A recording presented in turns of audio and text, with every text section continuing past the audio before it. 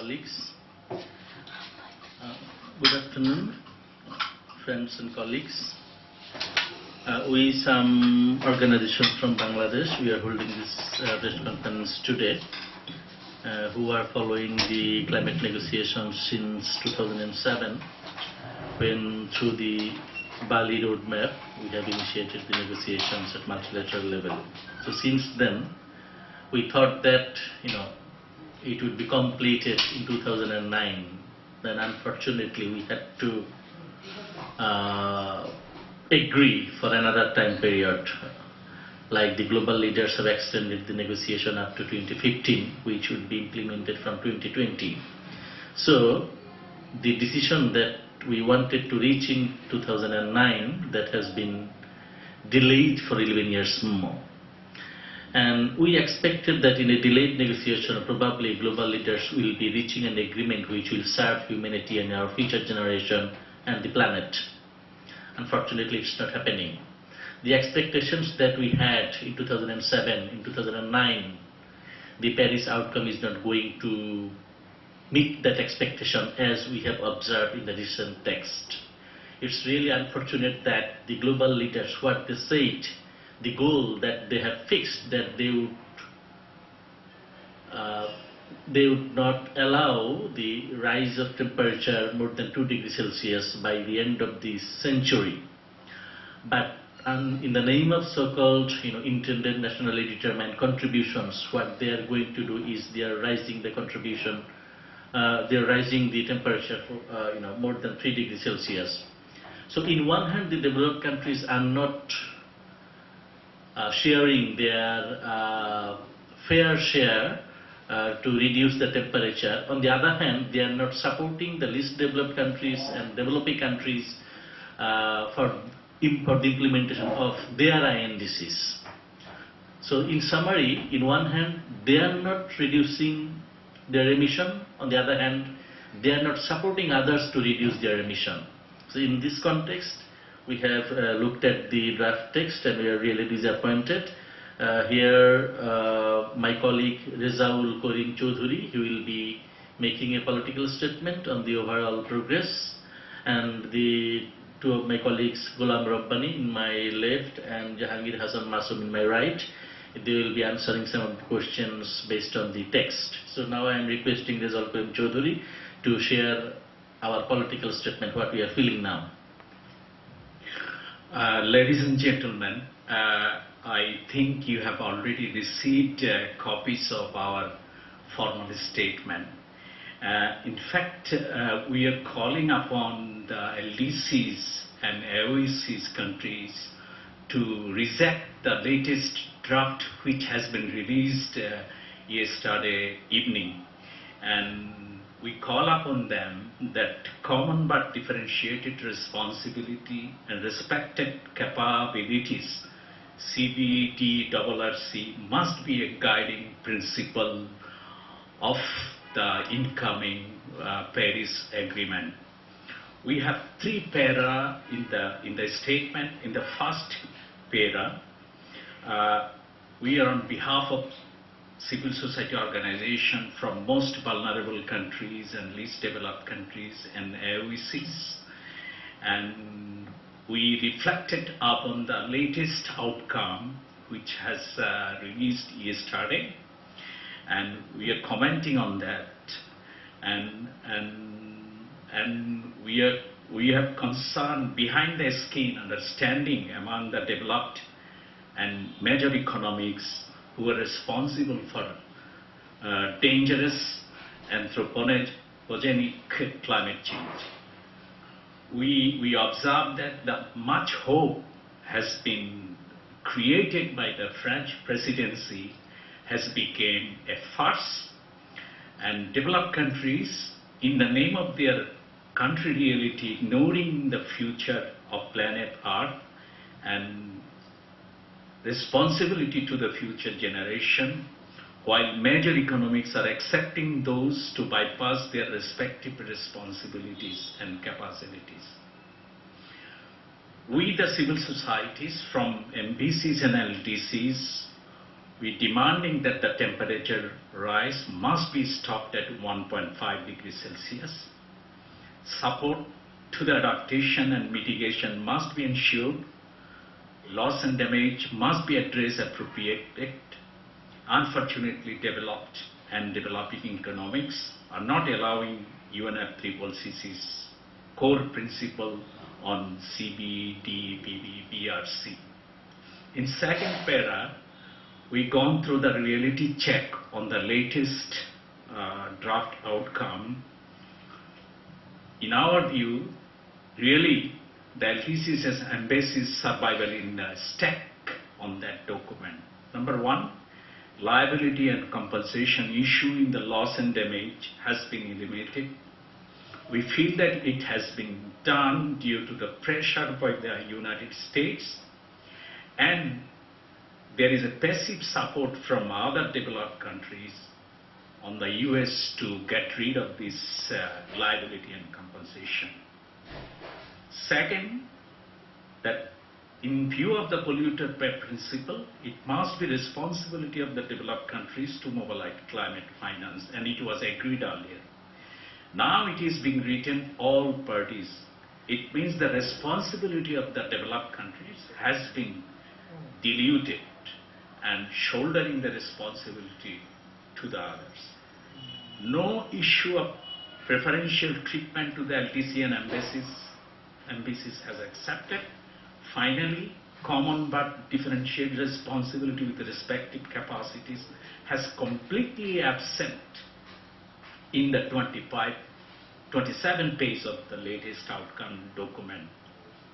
Apart from this, issue related to the loss and damage has lost, which was agreed before what's the international mechanism. All issues related to the climate displacement has been under bracket. We have already mentioned that 2 degrees Celsius has been placed in agreement, while it is written a 4 to 1.5 degrees Celsius will go on. There are no roadmap on pre-2020 and post-2020 financing in respect of earlier commitment of $100 billion. And the terminology is related to the financing, related to the quote-unquote new, additional, predictable, accessible, sustained, scale-up has been weeded out in the latest document. So, our call upon and develop an emerging economics to play a constructive role to make the global community unified and save the planet and humanity. And also we call upon MBCs, including LDCs, AOCs, must reject the latest draft. Common but differentiated responsibility and respective capacities must be guiding principles in here. Thank you. Thank you, Mr. Rizal Karim Chaudhary. So now I'll request my colleague Ghulam Rabbani to give some reflections on the text. Thank you very much. Let me just follow my colleague Rizal Karim Chaudhary what he said, but we are really unfortunate and we cannot really accept this draft text because of some of the most important issues, because my country, the LDC and the most vulnerable country do not really address this issue, and these positions that we have do not really address the current text. The number one is temperature and mitigation goal, especially the target and deadline is not distinct in the current text. Even the earlier text we had this 40 to 70% and 75% to 95% by 2050 below 2010 level, but this text does not have this. So what we see, the temperature and mitigation goal does not meet the global needs to save the planet. And at this point, we must say the science has spoken. IPCC provided the guidance and the evidence to the world to protect ecosystem, people and the planet, but we are not really acting in this Paris negotiation. The leaders and negotiators need to act now. And on some other issues, for example, the finance, look at the para 1 and para 2. The para 1 and para 2, if we do not really agree properly on the additional new scale-up financing mechanism, then we are not properly acting to have this Paris Agreement. And nothing is agreed until finance is agreed in Paris. So these are some of the important issues. I would say that if the finance is not really agreed, adaptation, technology transfer, capacity building, mitigation will not be properly implemented across the world. The LDC will fail to implement this agreement. And there are some of the other positions that I must reiterate here. We had a position that there will be adaptation and mitigation balanced financial mechanism, 50-50. But there is a reference, we have it, but it is not 50-50. And Bangladesh, on behalf of the LDC countries and most vulnerable countries, we had a position that special treatment should be reflected in this agreement, and we don't see it. And as LDC countries, Bangladesh also expected that the financial procedure and the access to financial mechanism should be simplified. The current text does not really address this issue. So I would say at this point we are not really morally binded to have legally binding agreement in Paris. Thank you. Thank you, Ghulam Rabbani. Now I will request Jahangir Hassan Masoom to add a few more comments on the text. Thank you. I would really focus on the Paris draft outcome because that will guide our post-2020 text. So what the Paris outcome shows, it's in the beginning it shows very good, like putting human rights and others, but then all these outcome talks has no reflection in the text and very loosely organized, and most of the thing is mainly focused on information and communication. So that means in the future, in the post-2020, probably we can even rename this convention as the Climate Change Information and Communication Convention. So that shows the Paris statement. And for example, even in the INDC issues, that also shows even this UN body, UNFCCC has called UNINDC. And I don't know why this difference or dilemma between 1.5 and 2 degrees. Because the outcome document shows that in 2018 there will be a report by the IPCC and then they will decide that whether temperature will be 1.5 or 2. So that means we are not sure that which position will take. So we firmly believe if we don't settle anything above 1.5, that will be a devastation for us. And it's a shame, in the outcome document shows that still the Doha Amendment of Kyoto Protocol is not ratified by many developed countries. If they cannot show their commitment on ratification on something that will be finished in 2020, how can we believe they can keep their commitment with post-2020? So this is really a serious matter and we should really highlight, because this commitment issue is very important, or not the contribution. And they have shown their lack of willingness to the commitment even on the Kyoto Amendment areas. And we are very much alarmed, showing that there is a effort to incorporate risk transfer mechanism through climate insurance clearinghouse. So but there is no option that there should be research like the way 1.5 degree. So you can do research for 3 years for settling the 1.5 or 2, but you cannot have any option to have a more research on whether this climate insurance as a risk transfer mechanism is feasible or not. So we really urge that market-based any mechanism should not be just leveled in the text without having a proof of feasibility. I would like to end here.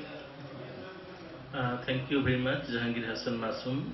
Now I'll open the floor for your questions, if there is any. Please.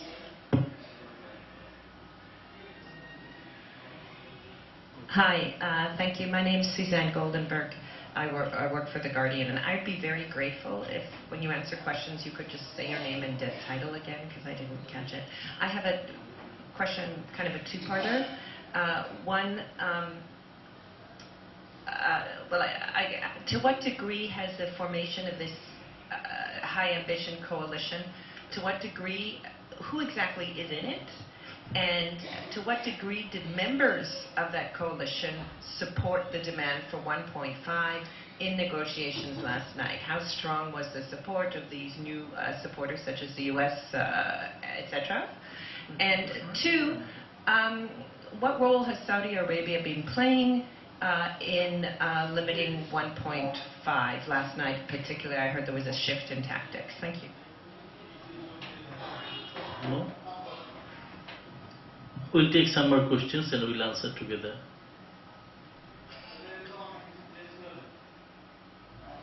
No?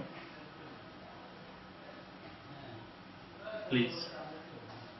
My name is Bonani Mollik. I'm from Bangladesh. I'm a journalist from the Daily Observer newspaper. Briefly, can you tell about this agreement? For especially this agreement, whose purpose is serving? Is it least development countries or developed countries? Thank you. Yeah. Any more? Yes, please. And I am Roxana Khondokar from Bangladesh. Thank you for having this conference. But I actually were concerned about the carbon emissions and all this budget and everything. But my concern is that we are talking about vulnerable countries, but women are the most vulnerable people in this segment.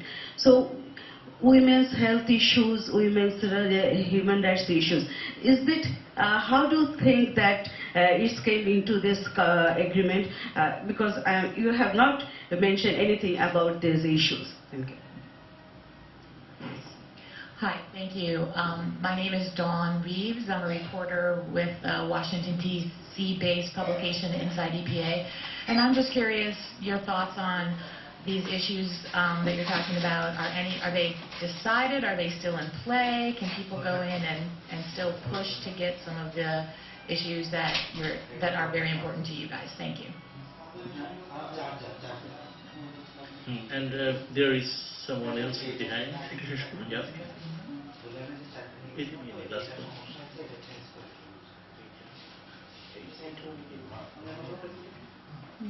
Cindy Coltman from Both Ends Foundation, Amsterdam. Can you say some more about the call you are making on the LDCs to join you in rejecting this text? What is going on behind the scenes as we are talking now?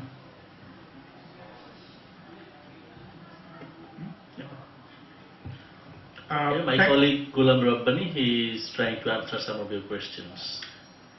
Let me try my best to answer some of your questions. On the first question, 1.5 degree, yes. The least developed countries, the 77 China, small island developing states, these countries have a very strong positions. And we absolutely, as civil society organization, civil society network, we support this position 1.5 degree. And but unfortunately, there are some developed countries, as we hear from the corridors that led by US and some other countries, they are having the different position, which is 2 degree. But we don't support this 2 degree. We want 1.5 degree as a final temperature goal, by certain period to save the planet.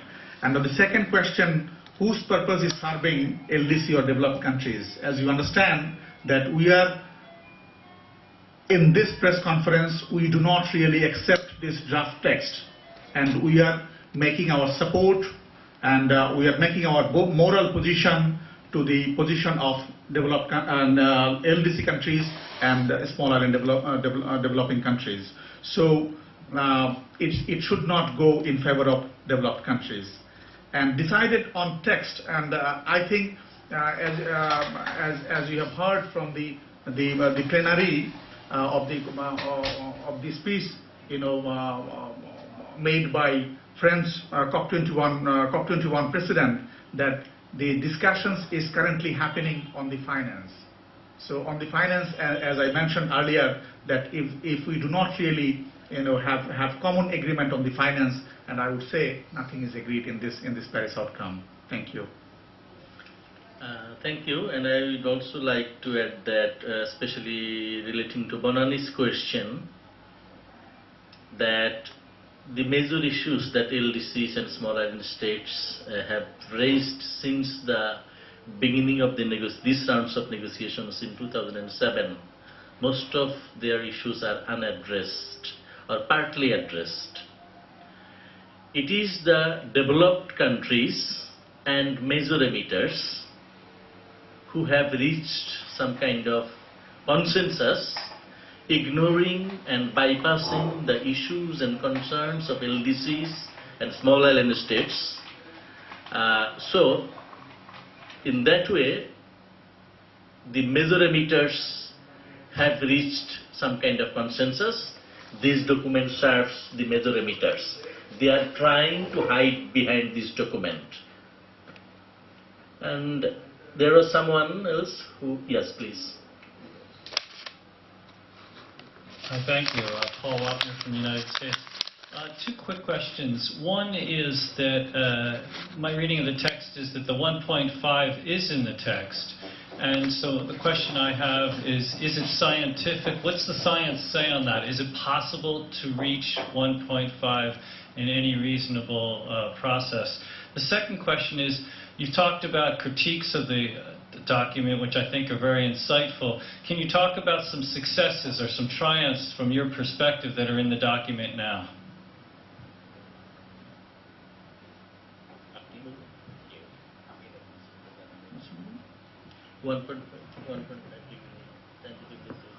Success and goal. I'm just, okay, thank you. Basically, it's like you're telling the success or others, but we feel this convention and conference of the parties is not a bilateral negotiation or any trade negotiations. It's a consensus to save the planet. So 1.5 degree, there is already a lot of scientific facts that if we don't limit this temperature, then we cannot manage. It will be like more than 3 degrees or something within this century. And on the success stories, I think before going to success, if you cut down the basic principles of the convention, like our CBDF, and also the justice perspectives, because here also comes gender and other issues, human rights, that is not reflected properly. Rather, more mechanism on market and other gets more spaces. And we also see there is the injustice in the negotiation process, especially if I consider the INDC, the push from the developed countries and major emitters, and giving money to the LDC and others, making the INDC document so quickly, so that within 1 year, INDC got a major attention in this convention, this conference. So as for success, I think in the finance context, there is a success. You can say in the Paris outcome. One is 2 new principles are added in the outcome document. One is the principles of fiscal sovereignty, but that's a controversial principle. Another is the principle of conservativeness.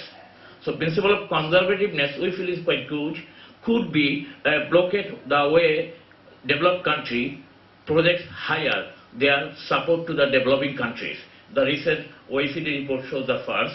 And principle of fiscal sovereignty is also a red sign for the LDC and MBCs, because in the name of your fiscal sovereignty, you can deny any kind of support to these most vulnerable countries. Thank you. Thank you, Masoom. So now I will request again Reza to comment on the issue of ambition. Yeah, I'll just comment on the creation of high ambitious group. Usually we consider the US has a great history of get rid of slaverism, and we consider the US as an icon of independence and individual freedom. So we have been expecting a very leading role from the John Kerry and US delegation, but we feel became demoralized. He has created this high ambition group, and to us it's a creation, it's to us they're creating a divide and rule between us. So we are expecting that in future US play a very constructive role to save the planet, not only save the US interest. Thank you. We'd like to conclude again in 1 minute. We'd like to say that On the 1.5 degrees Celsius, we are not scientist group, but we have read a lot from what the scientist communities have produced, especially James G. Hansen. Since long, he has